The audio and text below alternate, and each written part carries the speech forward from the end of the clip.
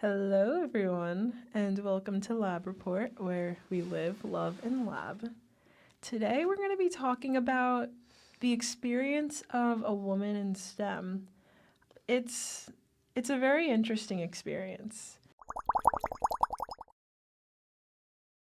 There's a lot of misconceptions I've heard over the years, whether it's from people who were just speaking naively and not realizing that what they were saying had a negative implication, or just like my own experiences in general. I'm sure you've had a couple or experienced a couple misconceptions yourself. So as I mentioned in the first episode, I went to an all-girls high school, and it was very like, of course, it was an all-girls high school. It was very like pro-women. Women can do anything. Like you can do anything. Educating us to be young leaders of the world. Like that was very much their message. However, they took STEM very seriously in the way that like if you are a woman and if you can only really excel in STEM or aspire to be a doctor, an engineer, etc., if you were like the best of the best. So I didn't really care as much about grades in high school because I kind of was always under the impression that, I was going to get recruited for squash. I have to focus on squash more in my squash performance. So I was very much a B average student. And so it was never like an option for me. I never even considered going into STEM before I came to college. Even though I was always good at math, I never was like great at science. I was never in honors math. I was never in math club or programming club or etc. And it was very much this like non-spoken kind of rule that you can only go into STEM after high school if you were one of those girls. Like if you were at a 4.0, if you were in honors pre-calc, if you were in BC AP Calc, if you were in math club, if you were in like programming for girls, like all of these clubs, then you could go into STEM after high school. But if you weren't, then you have to find something else. And no one even like talked about that as an option for me when I was in high school. And I just think because of that, like, women in STEM are just given this, or there's just this preconceived notion that if you're a woman in STEM, then that's kind of your whole life. Like you have your nose in a book at all times. You have to sacrifice like your social life. You have to sacrifice all of these things because, of course, like if you're a woman, you can only have like STEM. You know what I mean? Like you can only be good at STEM. You can't have it all. You can't have like a good social life, and you can't have fun and also be good at math and science and all of these things. And that was kind of what I thought going into college, is that because I had all of these other things I liked and was good at, like I was good at sports and I was interested, I don't know, and all of these other things, that because STEM wasn't my only thing, like I could never really go into career in STEM. I knew a girl she doesn't go to Fordham. She's somewhere else pursuing her pre-med um, journey. But she actually, when I first met her, she told me that she wrote her college personal statement about being someone who like values her appearance in STEM, and how she had experienced people who would tell her, "Oh, at least you're pretty." So like maybe that will give you some kind of one up when it comes to finding a job, or getting your foot in the door, which is really interesting that that is something that was kind of viewed as like a one up or like a plus to her being a woman in STEM and excelling in there. So it is really interesting to consider how other variables may, I don't know how to frame it. I know it's hard. It's hard to frame it, but I just think because like historically STEM has been dominated by white men, that when women started entering the field, they were like forcing themselves into the field, so they were kind of these women who their whole lives were their research, their whole lives were STEM. And I just think because of that, there was born this like expectation that if you're a woman going into STEM, like that's you, your whole personality, everything you are is studying and research and yeah, just STEM, like that's your whole life. But men can do all of these other things and also work in STEM. Right. But you know, over the past couple years or like past 20 years, etc., I don't know how many, but more and more women are not enough at all, but more and more women are entering the STEM field. And yeah, it's just like I think like men are threatened by it. Men feel weird about it because STEM is very much, you know, about like intelligence and very threatening when someone like a woman comes into this male dominated space and her whole life isn't just like STEM or like her nose isn't in books the whole time and it's just like weird, like they don't know how to treat you, they don't know how to act around you, they don't know if they should like treat you as an equal in the regards of like a colleague and treat you as an equal in a social aspect. Like it becomes this weird dynamic. Mm-hmm. I've also seen in like chat forums and even people I've spoken to where they kind of view either being a woman or being a person of color in STEM as like a box you could check off. And then the whole thing of like, oh, there's scholarships but only for women, or like, oh, they incentivize only women to go into this major or come to this field when they apply to college. It's unfortunate that people do not recognize the long-reaching history of the struggles that women and people of color have had to go through in order to enter fields of STEM and continue to have to go through. And because they do not recognize that, they cannot see the need for things like incentives and programs that try to uplift people from these communities. So it's just very unfortunate. Yeah, and I mean, I think like these scholarships and these programs specifically either for, you know, like women of color in STEM or just women in STEM, like Claire Booth Luce that I've mentioned is specifically for women in STEM pursuing a graduate degree that is outside of the medical field. And it was really like I went to this conference, and because of this conference I actually just recently wrote an essay about this, so it's all like fresh in my mind. I wrote about how women are deterred from getting their and like forced out of PhD programs because it just creates a very hostile environment for women. And when you think about it, like the science that we're being taught, like Western science, is very much white male dominated. Like all of these people that we're learning about, if you think about like a scientist off the top of your head, like what comes into your mind is Albert Einstein, Thomas Edison, Oppenheimer, you know what I mean, Watson and Crick.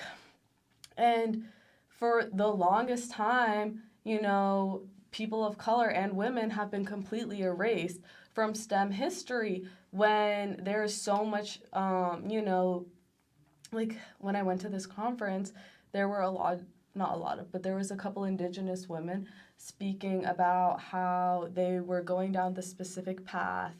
Or one actually, she like loved chemistry. I think she was researching Ebola and the Ebola virus. And in the middle of her research, she kind of was like, well, who is this? If I actually figure out a cure, if I actually figure something out, like, who in my family is this going to benefit? Like, no one. Like, no one in my family is going to have access to this medication. Like, they're at home, like, sharing antibiotics, you know? Because just STEM in general is very much dominated by, like, white men and Western science in general. And there was, like, another woman talking about how she apprenticed with her grandmother who, I don't know, like, works at an apothecary, I think. And how they have so many different ways about going about like treating their patients or treating certain sicknesses and ailments that you wouldn't like find at a normal hospital but really works for them, for like things like the common cold or things like that, because like they've been doing it for generations and generations and generations, but that isn't being talked about either. No one really knows about that. And you know, at this conference the whole thing was like, get your PhD, get your degree so you can be a part of the change, because the only way like you can actually change something is if you have credentials. And it's just like really like when you think about it, it's just really really sad because there's so much more knowledge out there about STEM and like in all aspects, like ecology, botany, I don't know, like those are the ones coming, like chemistry coming into my head now, that different communities have discovered but like aren't being talked about or aren't being taught because they've just been like pushed under the rug, or like no one cares about it because people only care about these discoveries that these white men have made, Right. you know? I mean, that even delves a little bit into the whole idea of how a lot of med schools and PhD schools and stuff like that are trying to encourage more representation and more applications from people from different backgrounds because of the whole idea of cultural competency. How, like, the straight white male would not have the greatest perspective on how different communities and ethnicities and cultures approach medical care and treatment and their views on certain ailments and conditions that are outside of Western medicine. All of these medicinal discoveries that different communities have made can help, you know, just Western science and science in general and the medical field. Like, they can help everyone. It's just like they're so like pushed away and so underrepresented and just not listened to, not given the respect that they deserve, that, you know, Western science is just like focused on like the cookie cutter, you know, like you have to like, we're only going to listen to you if you did this and this and this and this and you went through this and this and this and this and you have these credentials and you look like this, and then we'll listen to you, and then you'll, you know, be able to come up with something, or your thoughts are valuable. But if you're not like that cookie cutter image, or if you didn't go that route, then it's like, no, well, why should we listen to you? Why should we care about like these discoveries, even though they very much work and they very much are like beneficial and needed, you know, like all of these different outlooks. And the history just of science and medicine in general really has to be like looked into more. And not even looked into more because it is being looked into, it just has to be advertised more, you know, like I'm just so sick of learning about, you know, just these famous white men scientists that everyone knows about, you know what I mean? Like, I know everyone knows about Albert Einstein. Like, I don't know why he is just like the face of science really in general, you know, like he is, and I don't understand it. Like, there are so many people who have made like as big and as impactful discoveries, but of course it's like Albert Einstein. Not you know, taking away from his, like, I love Albert Einstein, you know, like, you really did a lot for us, but, you know, you're not the only one. No, but you touch on a really good point about how we just need to, when we say diversify science, it isn't just in diversifying perspectives and ideas, it's also in diversifying who the face of it is, in the sense that we think of Albert Einstein and all these other white males because that's who we see on the cover of the textbook, or like that's who like shows up when you Google scientist. But in order for us to treat scientists from other identities with more credibility and give their voices more of a platform, we need to diversify what people view as a credible scientist, and that just requires more people going into the field and being uplifted and their voices being showcased and stuff, so that when you think science, it's not just the traditional Albert Einstein that we've been conditioned to see. It's all these other people who are making just as big of advancements that deserve to be platformed all the same. Exactly. Another misconception I've heard, which was actually offered to me as like a piece of advice, so I don't think they even realized what it meant, but I've had someone tell me before, oh, if you ever do an interview, make sure you don't mention a significant other. Like, if you're ever asked, don't mention like wanting kids or the something like that. The significant other part is weird. Yeah, it's just like the whole implication of like, family first. I won't. Yeah, because women scientists can't have, you know, a significant other, and they can't have a family because their whole life is supposed to be science, and, you know, like, all of this stuff. Okay. Sorry. Yeah, it's true. It's the, I feel like I'm bringing our feminism class into this, like the male patriarchal society, how the woman is in the domestic private life. Exactly. So I understand where they were coming from when they said it, but it was unfortunate that they felt the need to warn me to be aware of that. But it is a very like, I understand where they were coming from with that. Yeah, but it's like a man would never have to worry about that. Of Like, that course. wouldn't be a negative for a man. Right. But for a woman, it could be like a distraction or something to take away from your work or your work ethic, which is just ridiculous. Mm-hmm.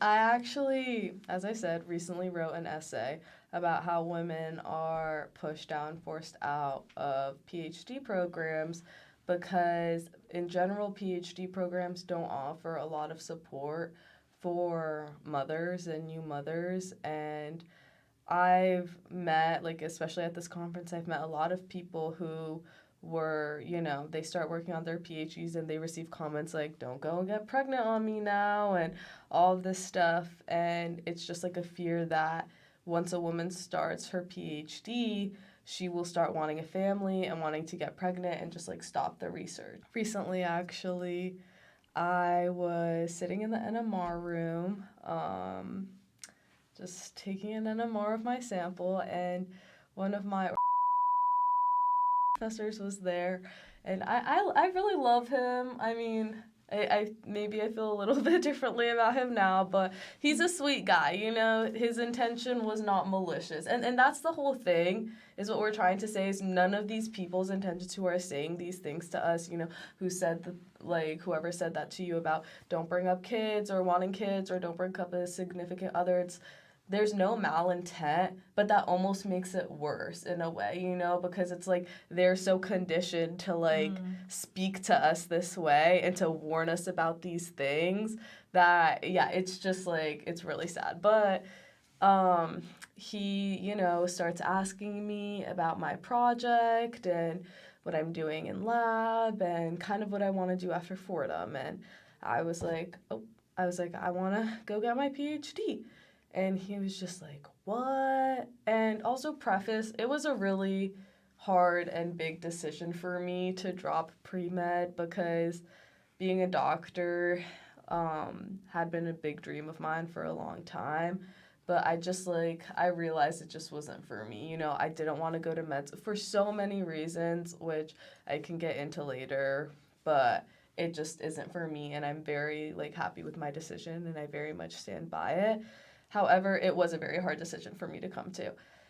And I told him, like, I want to get my PhD, and he, like, his eyes, like, widened, and he was like, what? Like, you want to get your PhD? Like, why? All this stuff. And goes on a rant, like, 6 or 7 minutes, to be honest, about why I shouldn't. And he goes like, yeah, I mean, and this man has his PhD in organic chemistry too. So I'm like, what are you doing here saying this to me? Mm-hmm. And he's like, I always thought you wanted to go to medical school. Like, you know, you're good at this and that. Like, I thought you wanted to go to medical school. Like, do you know how much more money you'll make if you go to medical school? Like, my son just went to medical school and he's making this and this and this. And, you know, just like all this stuff. And then he was like, I'm sorry, you know, I don't want to tell you what to do. And then would go on and on about how I should be going to medical school instead of getting my PhD. And I was just like, I'm not gonna lie, it really messed me up for a little bit. I had to call my mom and, like, go on this, like, frantic rant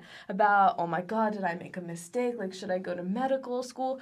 And I was just like, you know, I thought about it. And I was like, no, like, I don't want to go to medical school. There is no part of me that wants to go to medical school, and there are so many reasons why. And I just, like, sat with myself for, like, 5 minutes and did some deep breathing exercises, and I just, like, reminded myself, like, why I want to get my PhD, what I'm excited for in the future. And it's just crazy that, like, one conversation can just, like, mess you up so much about that stuff and make you doubt yourself so much, because I'm very, very sure about what I want to do, and I've given it so much thought. I've done so much research into medical programs and PhD programs and the differences, and I've talked to endless people about, you know, the differences between these two routes, and I'm very sure. But it's just crazy how, like, this man can come and really, like, set you off, you know, and yeah. Yeah, no, it's hard, especially when the person who's coming to you is someone who you view as a mentor or someone who's done the path themselves. Yeah. So, of course, it would be discouraging to hear that. The point you touched on, how usually doesn't come from a place of malintent actually reminded me of a story I love to tell that I also experienced all the way in middle school. This was before I knew what MD PhD was, so I was convinced I was still going to be a neurosurgeon. Mm-hmm. And during my very short-lived track career, I was... No way, I didn't even know you did track. I did track. I did track too. I feel like everyone did track at some point. It's like one of those sports. So I got injured because I was trying to do long jump and did not end well. I also had shins. I was a mess. But anyway, that's unrelated. I had to have weekly meetings with an athletic trainer at one point. And I remember during one meeting when we were doing like some PT exercises, he asked me what I wanted to do in the future. And I was like, oh, I'd really like to be a neurosurgeon. I think that'd be really cool. And there was a pause, which at that point I was used to because most people react like that when I would tell them my dreams of becoming a neurosurgeon. And then he was like, oh, are you sure? And at first when he said that, I didn't understand what he meant. So I was like, oh, what do you mean by that? He was like, do you have a more achievable backup in case it doesn't work out? And okay. I didn't even know what to say to that because why would I need a backup? Why would I need to think about what would happen if it didn't work out? It was hard to hear because I had classmates who had similar interests because I went to a high school that was meant for students who knew they wanted to go into medicine. And whenever they said they wanted to be a neurosurgeon, they never received any kind of apprehension or discouragement. I was always like, yeah, that's incredible. You can do that. Go ahead. So when I heard that, I had to think, what is it about me that made you think you needed to warn me to have a backup? So like you said, I'd like to think it didn't come from a place of malintent. I think he was saying that because he thought he was looking out for me to have some kind of backup. But it's hard to hear that. It's hard to realize that some aspect of your identity or who you are might make people second guess your ability to achieve things in STEM when you know you're fully capable of doing that. Yeah, but that's what I even mean, that, like, it's kind of worse that there's no malintent, because if there was malintent, I think it would just be so much easier to shake it off and be like, okay, well, you're an asshole, like, you don't know anything. But if they're, like, acting concerned for you, you just obviously start to wonder, like, why, like, what is it about me? Like, am I going to have a harder time in this career? Like, why am I going to have a harder time? Like, all of this stuff, because, like, we both know we're smart enough, and these people who are saying this to us, like, they're not talking about our intellectual abilities, Which is a really great segue into, I guess, how we deal with that. And I think you kind of touched on how it's like we know what we're capable of, and it's so important to remind yourself of that. People don't know your story. They don't know how you're doing, what you're doing. So it's important when you hear these kinds of comments to not take it personally and to work on really fortifying your self-efficacy and your self-confidence so that when you hear these comments, you can let them pass through, because you know that the people who are saying them don't know you and don't know what you're capable of, and you're the only person who knows that.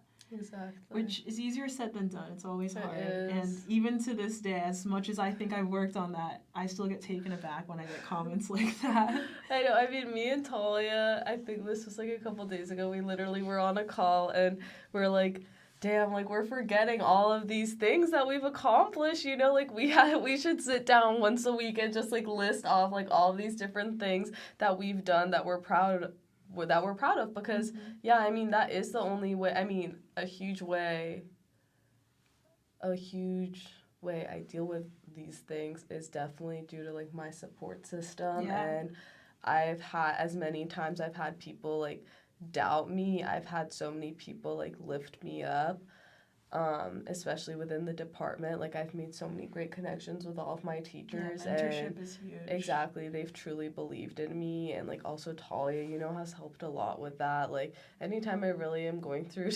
times of self-doubt, like, I always kind of text Talia because, people in it are the only people who are really able to make you feel that, you've done a lot and that what you've done matters, you know? Like, you can hear it from your mom or your dad, and that's great. But, I'm also talking about my parents because they're not in STEM. But, like, at the end of the day, they don't really know what I'm doing. And they don't know, like, my day-to-day life and how hard I'm trying. So it's really about, like, remembering your achievements and knowing that your achievements are what make you. And also just finding a great support system, because that's how I've gotten through all of it. Like, for one bad comment someone has made to me, I'll remember, like, all of the good comments, like, everyone else has made to me, and all of the support that I've been given by, my peers and also my teachers and professors around me. Yeah, support system is huge. Whether it's a teacher who is in the field or a classmate who can understand the unique experiences and challenges of being, whether it's a woman in STEM or someone in STEM in general. That's part of the reason we do this podcast. We're trying to create a community for you guys and act as mentors or some kind of virtual support system. That's why we're starting a club, so that we can create that community for people, which, stay tuned, it's in the works. We'll have, like, actually in-person meetings maybe if you guys want to come to that and meet us in person. Yeah, exactly. But it's so important to, I feel like we've kind of had this trend in our prior episodes too, but to seek out support and put yourself out there when it comes to trying to build community and find people who get it, because that's going to be one of the biggest sources of comfort and, like, one of the biggest motivators in this long, strenuous journey you have being in STEM. Exactly. And it's, like, also what we said first episode is, like, stay friends, Like, that's what helps you. Also just be ballsy, especially if you're a woman in STEM, especially if you're a person of color in STEM, like, an underrepresented community of any kind in STEM.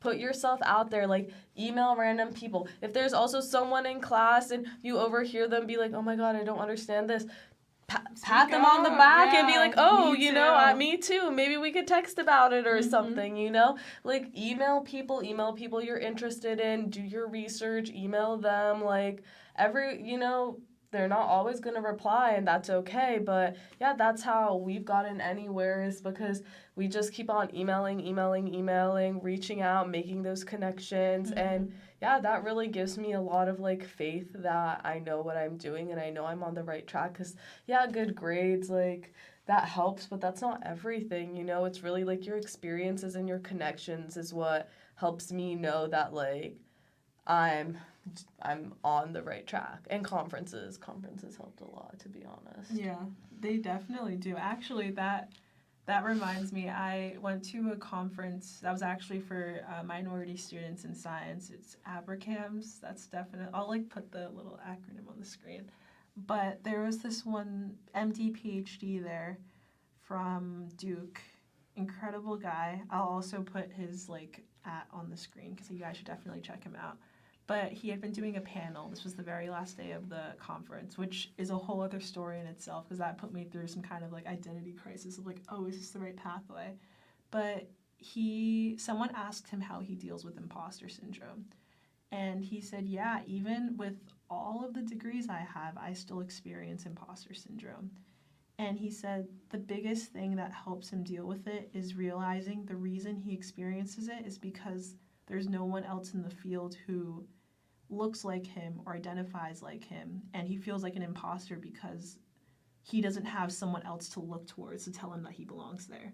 And it serves as a big motivator, because then it reminds him that he needs to be the one to stick it out and become that representation, so that someone who looks like him or identifies similar to him sees that representation and doesn't have to feel like an imposter in the future. So conferences, like you said, great way to build community, but I also think that just takes us back around circle to the whole idea of, like, don't let these people's opinions kick you out of the field or convince you that this isn't for you or you can't do it, because we need people like you so that the future generation knows that they can do it too. I mean, we're hoping to break the cycle. It's also hard because at Fordham, you know, the natural science department is also very much, like at Lincoln Center specifically, is very like women dominated. So it does kind of put you in a little bit of a bubble. And then when you exit it, it's just such a shock to your system, to be honest. Like the first time I did research, like when I did research at CCNY, I was one of 4 women, and I think there was like 20 guys. And yeah, it was just a shock. Like I had never been around like that many men doing STEM or doing STEM research. And yeah, so. No, you delve into a really interesting point, which is the fact that Fordham actually has a very, not unconventional, but a very like unseen, yeah, it is unconventional community in STEM. We have a lot of women, we have a lot of people of color apparently this year especially, which is fantastic because that means you're going to be learning in an environment that is only going to be able to foster you and encourage you, because you're going to be seeing people like you throughout your journey. And really cherish that, because like Sophia said, you're going to exit and there's still going to be a lot of environments where you're going to be the minority. Which, yeah, that's so interesting. So once again, back to our other point, take advantage of this community and network now, because these are going to be lifelong connections that you're going to be able to connect with. Not only because you can say, hey, you're also a Black woman, or you're also a woman, or you're also whatever, but also because you guys came up together and understand the unique challenges of being a STEM student and navigating this world. So really connect with people. After this podcast, go text someone. Oh, you know what? Homework. First piece of homework, go network, make at least one friend. Second piece of homework, go get yourself a treat, whether it's ice cream, a slice of cake, or a cookie, and celebrate everything that you've accomplished up to this point. Yes, because that's what we're gonna do.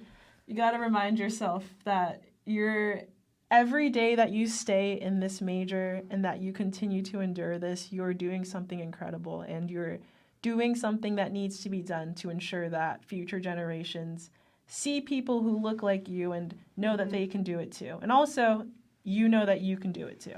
Exactly, because women truly can do anything, no matter how you look, no matter your outside hobbies. Like, there's just, and it just sucks that we're so, like, bogged down and, like, placed in such a bubble and a box within STEM, and especially within, like, extremely male-dominated areas in STEM. Yeah. And that goes for any minority community, like women, people of color, people from like the LGBTQ community, like anyone where you're entering this field dominated by not just men, but like white, straight men. Very cookie cutter. Yeah, there is a place for you here. So it's definitely important to remind yourself of that. All right, so then I guess that is it for this week. Thank you guys for tuning in. Our podcasts will only get better. We plan to have guest stars on very soon. We're going to be talking about some really good topics. So yeah, stay tuned for that. Yeah, and don't forget, if you, want us to touch on anything, please send in, a little text reminder. We have stories. Reply to the story. About anything. It literally can be about anything. So please do. And yeah. So with that, we'll see you guys next week. Bye.